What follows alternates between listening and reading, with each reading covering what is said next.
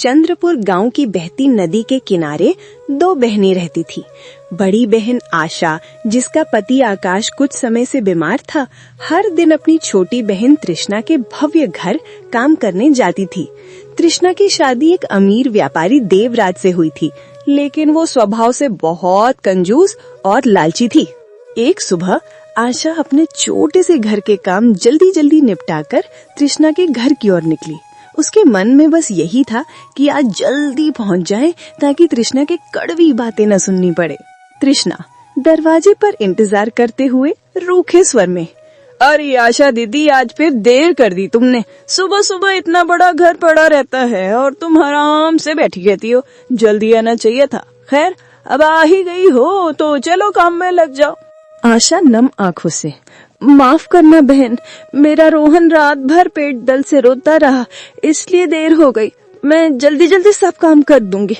ठीक है, चलो पहले आंगन और बैठक अच्छे से झाड़ पूंछ दो, घर चमकना चाहिए। उसके बाद रसोई में जाकर सारे बर्तन मांज देना, और हाँ, काम ठीक से होना चाहिए। आशा तुरंत काम पर लग गई। उसने पहले तृष्णा के घर का आंगन, बैठक और सारे कमरों में झाड़ू पोछा किया। वो एक एक कोना साफ करती, पसीने से तरबतर, फिर बर्तन मांजने बैठ गई। उधर तृष्णा आराम से बैठकर अपनी गर्मा गर्म चाय की चुस्कियां ले रही थी। तृष्णा आदेश देते हुए, अच्छा सुनो, सारे काम तो तुमने कर ही दिए हैं। अब ये ध्यान रखो, इसमें से अच्छे अच्छे चावल चुनकर साफ कर दो। टूटा फूटा चावल और कचरा अलग कर देना। मेरे घर में सिर्फ बढ़िया चावल पकते हैं, समझी? और फिर जल्दी से रसोई में जाकर दोपहर का खाना बना देना। आशा चुपचाप बैठकर चावल साफ करती रही। उसके हाथों में दर्द होने लगा था, पर उसने शिकायत नहीं की। फिर रसोई में जाकर खाना बनाने लगी। वो मनी मन सोच रही थी कि तृष्णा ने कहा था कि वो पैसे तो नहीं देगी, पर रोज के काम के बदले अनाज देगी। आशा को उम्मीद थी कि इन चावलों में से उसे भी थोड़ा मिलेगा, जिससे वो अपने बीमार पति और बेटे को पेट भर सकेगी। आशा खाना बनाने के बाद सहमी आवाज में, तृष्णा, जैसा तुमने कहा था, मैंने अच्छे चावल और टूटे हुए कंकड़ वाले चावल दोनों अलग अलग कर दिए हैं, तुम देख लो। सारे काम निपटाने के बाद आशा घर जाने लगती है। तृष्णा उससे रोकती है, अब देखो दीदी, ये लो, ये टूटे हुए चावल हैं। मेरे घर में ऐसे तो कोई खाता नहीं है, इसलिए तुम ही ले जाओ। तुम्हारे घर में तो ये आराम से सब खा लेंगे। तृष्णा ने टूटा फूटा टुकड़ों वाला थोड़ा सा चावल एक थैली में डालकर आशा पर थमा दिया। आशा ने बिना कुछ गए चावल लिया और घर की ओर चल पड़ी। उसकी आंखों में आंसू थे, मगर होठों पर एक भी शिकायत का शब्द नहीं आया। उसे पता था कि उसकी मजबूरी और गरीबी में ये चावल भी उसके लिए कीमती है। आशा घर जाकर वहीं चावल बनाकर अपने पति और बच्चे को खिलाती है। अगली सुबह फिर वही सिलसिला शुरू हुआ। सुबह के समय आशा दरवाजे पर दस्तक देती है। तृष्णा मुस्कुराते हुए, जो जल्द ही फीकी पड़ जाती है, कहती है, अरे दीदी, आज तो जल्दी आ गई, अच्छा हुआ। सुनो, आज मुझे मछली खाने का बहुत मन है। तुम जल्दी से झाड़ू पोंछा कर लो, बर्तन मांज लो और फिर रसोई में जाकर मछली बना देना। लेकिन हाँ, मसाला अच्छे से पीसना। मछली एकदम स्वादिष्ट होनी चाहिए। मेरे पति को मजेदार खाना चाहिए। आशा कहती है, ठीक है बहन, जैसा तुम कहो, मैं जल्दी से काम निपटाकर मछली बना देती हूँ। आशा चुपचाप झाड़ू पोंछा करने लगी, फिर बर्तन मांजे और आखिर में बैठकर मछली पकाने लगी। वो आज भी मन ही मन सोच रही थी कि उसके बेटे रोहन को ये मछली बहुत पसंद है। आशा मसाले कूटती है, प्याज लहसुन छौंकती है, फिर मछली तलकर बड़ी मेहनत से ढेर सारी स्वादिष्ट करी बनाती है। घर महक उठता है। तृष्णा आकर देखती है, वाह, आज तो बहुत अच्छी खुशबू आ रही है। चलो, खाना बढ़िया बना है आज तो। देवराज को मजा आ जाएगा। तुमने तो आज बहुत मेहनत कर दी। तृष्णा और उसके पति देवराज आराम से बैठकर मछली खाते हैं। आशा की आंखों में एक आंसू झलक रहा था कि शायद आज उसे भी तृष्णा थोड़ी सी मछली देगी उसके बेटे के लिए, पर उसकी उम्मीद टूट गई। शाम के वक्त आशा अपना काम पूरा करके घर जाने लगती है। तृष्णा कहती है, रुको दीदी, आज तुम्हारे लिए भी कुछ है। ये लो, कल रात का बचा हुआ चावल और सब्जी पड़ी थी, तुम ये अपने घर ले जाकर गरम करके खा लेना। आशा ने बिना कोई शिकायत किए बासी चावल और गली हुई सब्जी की थैली उठाई और अपने घर की ओर चल पड़ी। दिन पर दिन ऐसे ही गुजरते गए। आशा हर सुबह तृष्णा के घर काम करने जाती और लौटते वक्त तृष्णा कुछ न कुछ बासी या खराब खाना उसे देकर भेजती। एक दिन तृष्णा ने आशा को बुलाया। तृष्णा, सुनो दीदी, कल तुम जरा सुबह सुबह जल्दी आ जाना। देवराज को व्यापार में बहुत बड़ा लाभ हुआ है, इसलिए कल हमारे घर पूजा का बड़ा आयोजन होगा। बहुत सारे मेहमान आएंगे, ढेर सारी मिठाइयाँ और पकवान बनेंगे, समझी ना? मुझे तुम्हारी पूरी मदद चाहिए। आशा, ठीक है बहन, जैसे तुम कहो मैं कल सुबह जल्दी आ जाऊंगी। जो भी काम होगा पूरी मेहनत से करूंगी। अगली सुबह आशा जल्दी उठकर अपने घर का सारा काम निपटाकर जा रही थी। अचानक उसका बेटा रोहन घर के बाहर आ गया। रोहन मासूमियत से, माँ, आज तुम इतनी सुबह सुबह कहाँ जा रही हो? मौसी के घर तो तुम 8 बजे जाती हो, तो अभी कहाँ जा रही हो? और घर के सारे काम भी जल्दी खत्म कर दिए, क्या बात है माँ? आशा दर्द छुपाते हुए, बेटा, आज तेरी मौसी के घर बहुत बड़ा आयोजन हो रहा है। तेरे मौसा को व्यापार में बहुत लाभ हुआ है, इसलिए वहाँ पूजा रखी गई है। बहुत सारे मेहमान आएंगे और ढेर सारी मिठाइयाँ और पकवान बनेंगे, इसीलिए मुझे आज जल्दी जाना पड़ रहा है। रोहन, माँ, बहुत सारे लोग आ रहे हैं, तो मौसी ने मुझे भी तो बुलाया होगा ना, तो मुझे लेकर क्यों नहीं जा रही हो? आशा आंखों में आंसू लिए, अरे बेटा, तेरे पिताजी की तबीयत ठीक नहीं है।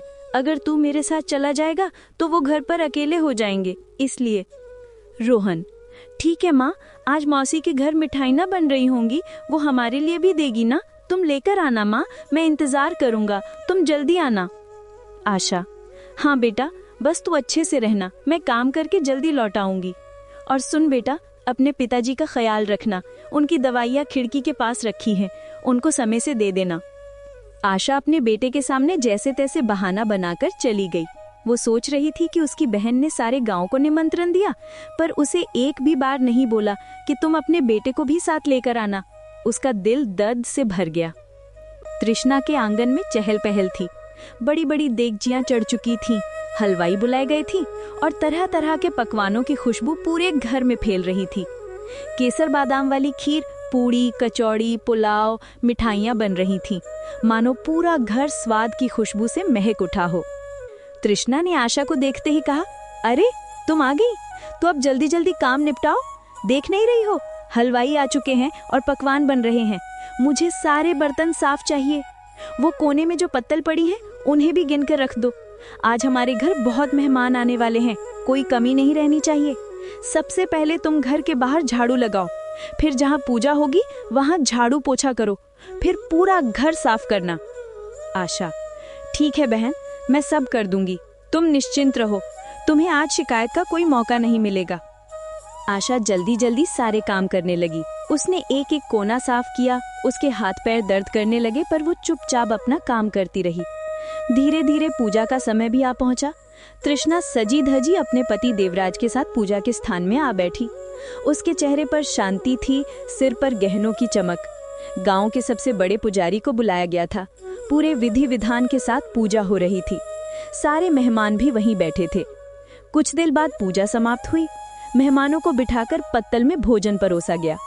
सारा गांव तृष्णा के छत पे स्वादिष्ट भोजन का आनंद ले रहा था। खीर की खुशबू, मिठाइयों का स्वाद और पकवानों की रौनक चारों ओर छा गई। हर कोई स्वादिष्ट खाने का मजा ले रहा था। सबको खाना बहुत पसंद आया। फिर धीरे धीरे मेहमान खाना खाकर अपने अपने घर चल गए। घर में अब शांति छा चुकी थी, लेकिन अभी भी बहुत सारे पकवान और मिठाइयाँ बच गई थीं। आज तो भगवान की कृपा से बहुत बड़ा आयोजन हो गया। इतना सा पकवान बना, इतने मेहमान आए, पर देखो कितनी सारी मिठाइयाँ और पकवान अभी भी बच गए हैं। तुम ऐसा करो, इन सब को उठाकर रसोई में अच्छे से रख दो, और जो मिठाई के बर्तन में नीचे मिठाई के चूरे और चीनी की परत है, उसको निकालकर अलग कर देना। आशा सिर झुकाकर बिना थके, बिना कुछ कहे सारी मिठाइयाँ, पकवान और बचे हुए व्यंजन रसोई में ले जाकर जमाने लगी। तृष्णा अपने कमरे में एक पोटली लिए खड़ी थी। उसने आशा को अपने कमरे में बुलाया।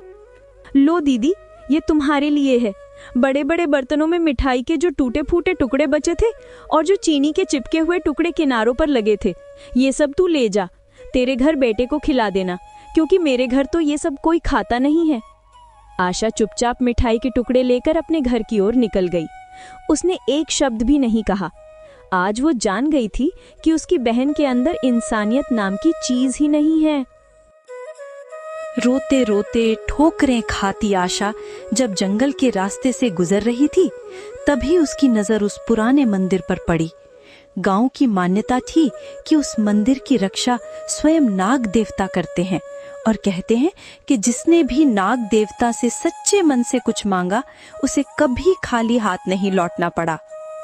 आशा मंदिर के सामने गिरकर बिलखते हुए, हे नाग देवता, आज मैं आपके चरणों में आखिरी बार आई हूँ। अब मुझसे ये गरीबी, ये बेबसी नहीं सही जाती। हर रोज अपमान झेलते झेलते मेरा दिल पत्थर हो गया है। अगर आपको सच में दया आती है तो मुझे यहीं डस लीजिए, ताकि मेरा जीवन यहीं खत्म हो जाए। मेरा बच्चा अब और मेरी आंखों के आंसू ना देखे। आज भी वो मासूम मेरा इंतजार कर रहा होगा कि माँ मिठाई लेकर आएगी, लेकिन मैं तो बस ये शक्कर का चूरा और टूटी फूटी मिठाइयाँ लेकर घर लौट रही हूँ। क्या जवाब दूंगी उसे? कह दूंगी कि तेरी माँ दूसरों की थालियां साफ करती है और रोज बदले में बस ये टुकड़े पाती है। नाग देवता, बस अब मुझे यहीं अपने विष से मुक्ति दे दीजिए। आशा का हर शब्द नाग देवता के कानों तक पहुंचा। नाग देवता ने सब कुछ सुना, लेकिन उसे डसा नहीं। उनकी आंखों में भी मानो करुणा उतर आई थी। आशा रोते होते वहां से जा ही रही थी, तभी अचानक नाग देवता के चारों ओर एक तेज रोशनी फैलने लगी, मानो उन्होंने आशा को आशीर्वाद दिया हो। आशा जैसे ही अपने घर के बाहर पहुंचती है, उसका बेटा रोहन दरवाजे पर बैठा उसका इंतजार कर रहा था। उसकी आंखों में चमक और चेहरे पर मासूम उम्मीद थी। रोहन खुशी से, माँ तुम आ गई, देखो ना मैं कब से तुम्हारा इंतजार कर रहा था। क्या तुम मेरे लिए मिठाई लेकर आए हो? माँ जल्दी से पोटली खोलो ना, मुझे आज मिठाई और पकवान खाने हैं। आशा कांपते हाथों से पोटली खोलती है और तभी एक चमत्कार घटता है। उस पोटली में ढेर सारी रंग बिरंगी मिठाइयाँ, लड्डू, जलेबी, पेड़ा, कचौड़ी और स्वादिष्ट पकवान नजर आते हैं। उसका बेटा खुशी से उछल पड़ता है और मिठाइयाँ खाने लगता है। आशा हैरानी से, हे भगवान, ये कैसे संभव हुआ? मैं तो सिर्फ चूरा और शक्कर लेकर आई थी। ये मिठाइयाँ, ये पकवान, ये सब कहाँ से आ गए? सचमुच वो क्षण किसी चमत्कार से कम न था। आशा ये समझ ही नहीं पा रही थी कि ये कैसे हुआ। आशा धीरे धीरे घर के अंदर जाती है और वहां का दृश्य देखकर उसकी आंखें फटी की फटी रह जाती हैं। उसका घर सोने चांदी से भरा हुआ था। इतना ही नहीं, उसका बीमार पति आकाश, जो महीनों से बिस्तर पर पड़ा था, अचानक खड़ा हो जाता है। उसके चेहरे पर तेज और शरीर में नई ऊर्जा थी। आशा खुशी से रोते हुए, हे भगवान, ये कैसा प्रकाश है? ये सारा घर सोने चांदी और हीरे जवाहरात से कैसे भर गया? और तुम ठीक हो गए, आप अपने पैरों पे खड़े हैं, ये कैसा चमत्कार है?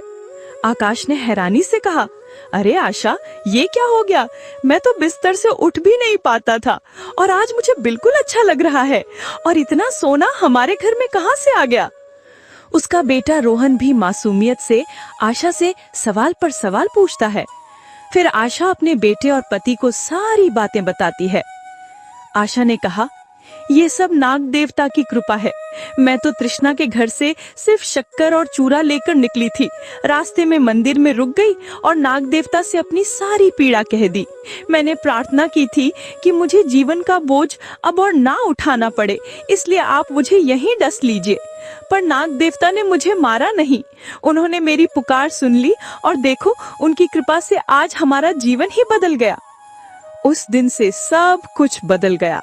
गरीब और लाचार परिवार, जिसने केवल आंसू और भूख जानी थी, आज उनका जीवन खुशियों से भर गया था।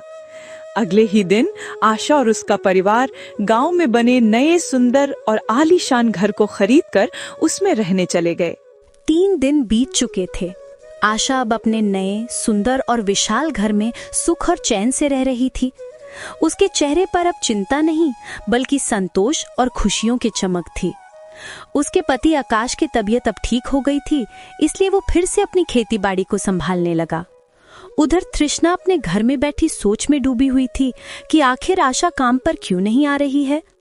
तृष्णा मन ही मन, अरे 3 दिन हो गए पर आशा अभी तक काम पर क्यों नहीं आई?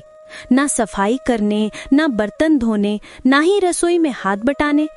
कहीं बीमार तो नहीं पड़ गई या फिर कुछ और बात है?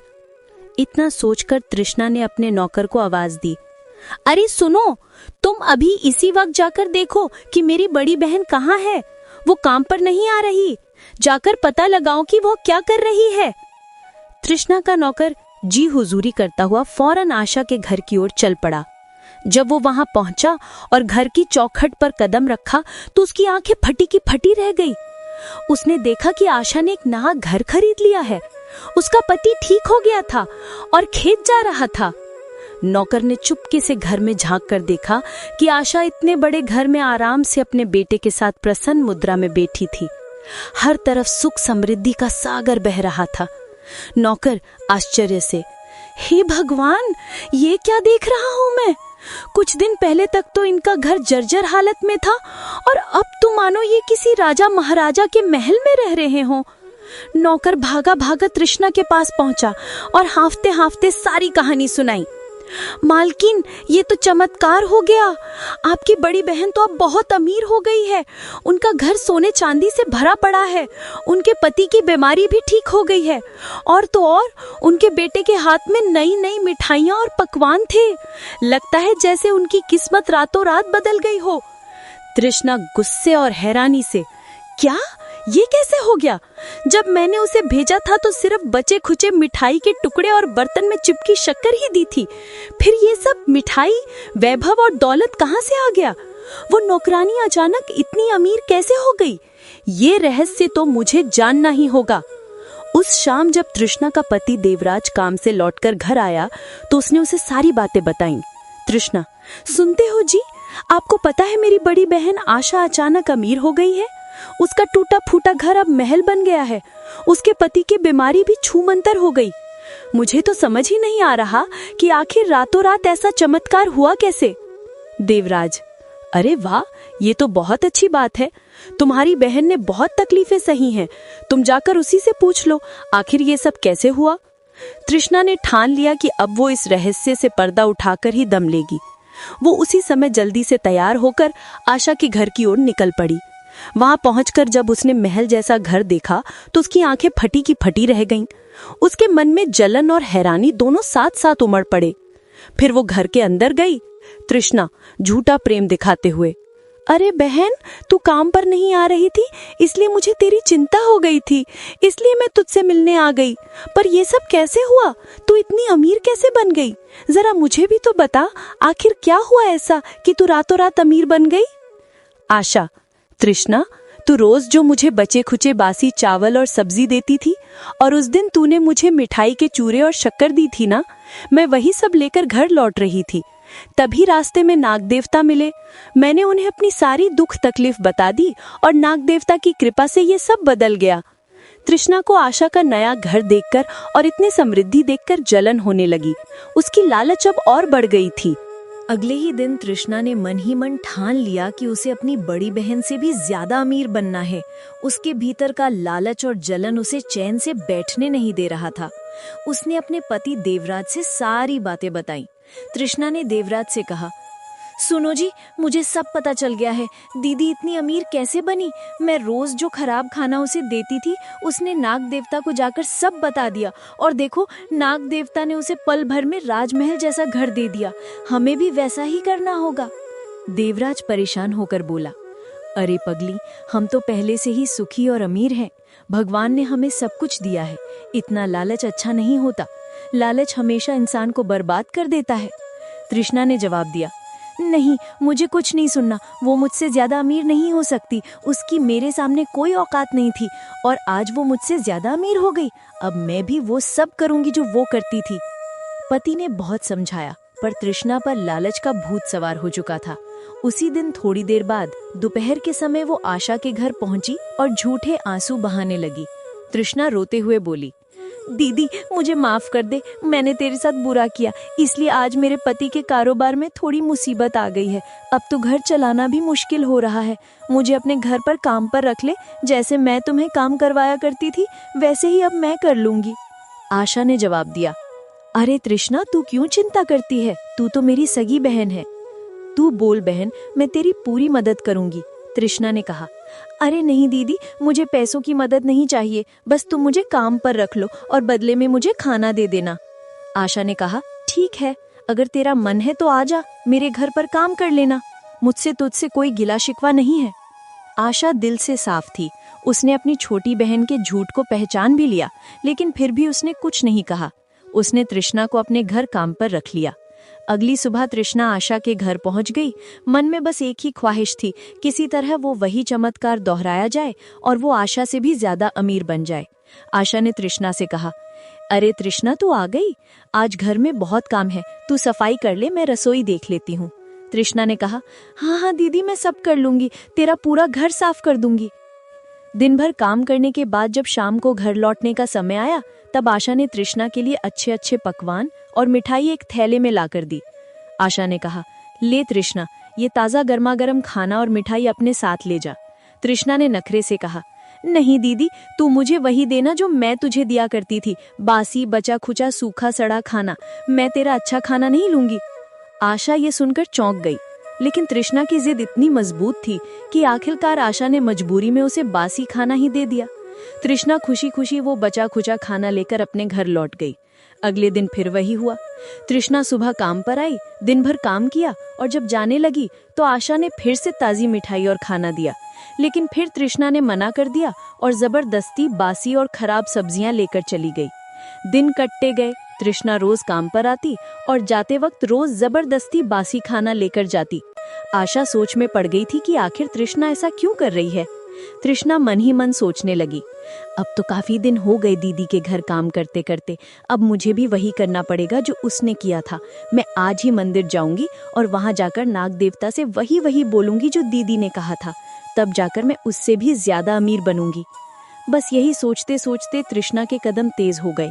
उसका दिल लालच से भरा हुआ था। उसे अब ना अपने पति की बात सुनाई दे रही थी, ना ही अपने घर की चिंता थी। उसके मन में तो सिर्फ एक ही चाहत थी, दौलत, सोना, रुपया और शानो शौकत।